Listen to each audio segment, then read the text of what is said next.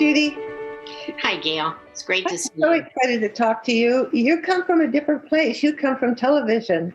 That was my roots originally. So I'm really excited to talk to you about your career.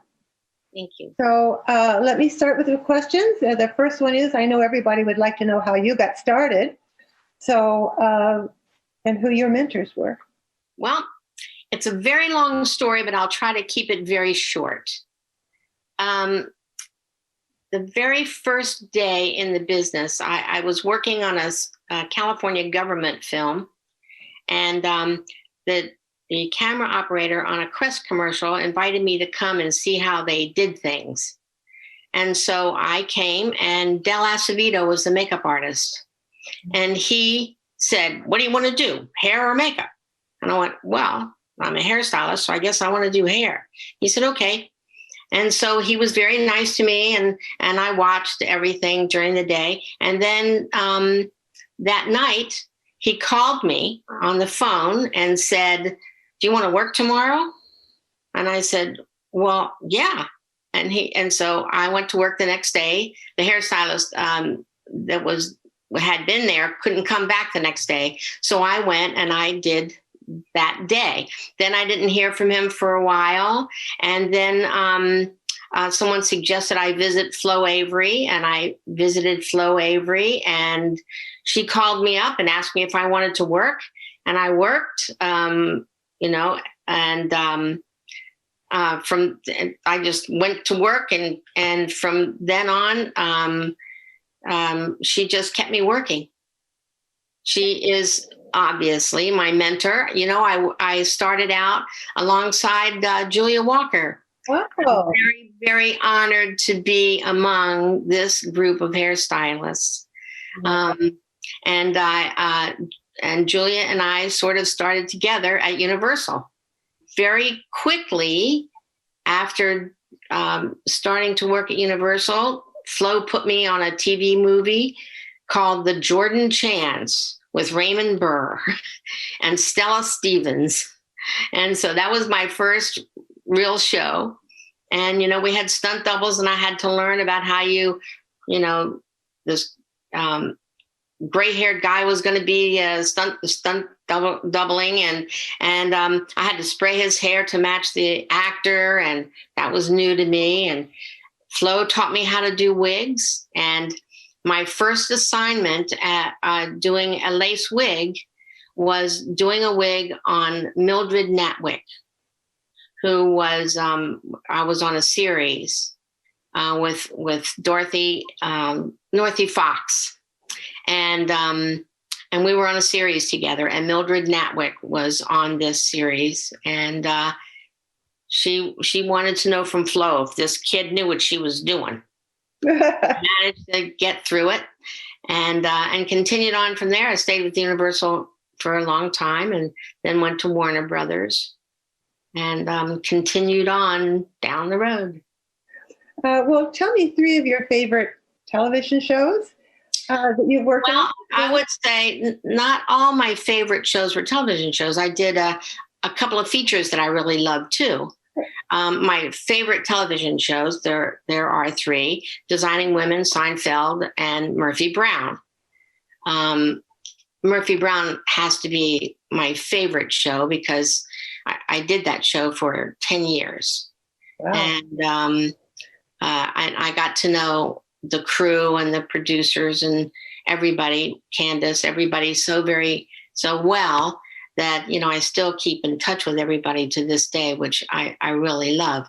But I did a couple features. One of I know that when I spoke to you before that I had mentioned Runaway Jury, but I really think that Gods and Monsters was the favorite feature I did. Okay. I loved working with Ian McKellen. He's a tough guy, but he was really great. And Brendan Fraser. And I had to recreate actual people, which is one of the things I really loved about doing that movie. And I loved working with the director as well. He wrote the film as well. It's a great movie. Yes, I saw it. It was beautiful. It was a great movie. Yes. Looking at your resume, you've done a lot of great television shows and movies, and I'm sure you have won some awards or had nominations. Could you tell us about them? Well, I've had 7 Emmy nominations. I can name them, I think. Designing Women, Murphy Brown, Moonlighting, The Day After, Bye Bye Birdie, and Geppetto. Geppetto was wonderful to work on too. I loved that show too. And I won 2 Emmys for Houdini. Did I say Houdini were the nominations? I won an Emmy for Houdini, which was the life of Harry Houdini, who was actually a real person. I love doing real people. Recreating real people.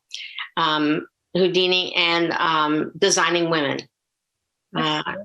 They did a segment on Designing Women that went back to the 40s. I think it was a dream sequence. And it goes back to the 40s. I had to do all 40s hairstyles. I had to do all the women in 40s hairstyles. And it was just really, really fun. Doing that show too. Yeah. We know how important it is in this industry to give back by teaching or serving on committees or many other ways. And I know you've served a lot. Please tell us about it. Well, I'll start with that I have been teaching the journeyman classes for the last 10 or 11 or 12 years. I don't know really how many. I also was on the Board of Governors from 1995 to 2014, off and on. You can only serve 2 terms. You serve 2 terms and then you have to be out of term. So I was off and on the Board of Governors of the Television Academy all that time. I taught wig classes for the local, and I taught period hairstyling classes for the local. I've served on trial boards. I was on the executive board for I don't know how many years. I had a brief time as secretary treasurer of the local, but I had to have surgery, and so I decided to pass that over to someone else who could do a better job at that point. Let me see what else I did. I served on a couple committees that were designed to try to get parity in pay for hairdressers and makeup artists. That wasn't successful, as we all know. We still don't have parity, but we tried. And let me see what else I did. My goodness, I don't know how you had time to work. You were so busy doing all of that stuff. That's wonderful that you gave back so much. Well, I just ended up doing those things because they were there, and I love Local 706, and I'm absolutely thrilled to this day to be a member. Yes, yeah. I think we all feel that way. Thank you. What was the one thing in your career that was a turning point that took you to where you are today? It was the very beginning of my career when I was, to my surprise, hired by Universal Studios and Flo Avery to work at Universal. I never thought in a million years that I would be working on a big, at that time, for me, it was like, it's a big studio lot. Well, I can't do this, but I did it. And that was really my turning point, making the commitment to just make this my career and do it until the end. I think that is definitely a big turning point. Yes, it was. Is there something that you could tell us about yourself that we might not know, or your favorite set story? Well, it's not exactly a set story, but it's a very, very kind of adorable story. I was at Warner Brothers, working at Warner Brothers, and Leo Latito, who was the department head then, I had dropped by the office for a second. I was working on another show. I don't remember what. And he said, "Can you stay here for a minute? I want you to do something. Gregory Peck's here, and he's got he's going to go do the North and the South. And you've got to cut his hair so he looks like Abraham Lincoln. And so I said, okay. And so Gregory Peck comes in. He was this huge, commanding presence. Oh. And so I did his hair and got him all together. And then the makeup artist, he was supposed to do that. And then 2 weeks later, he was going to Arkansas and then come back. And then 2 weeks later, he was going to go back again. And so Leo asked me to come and do his hair again.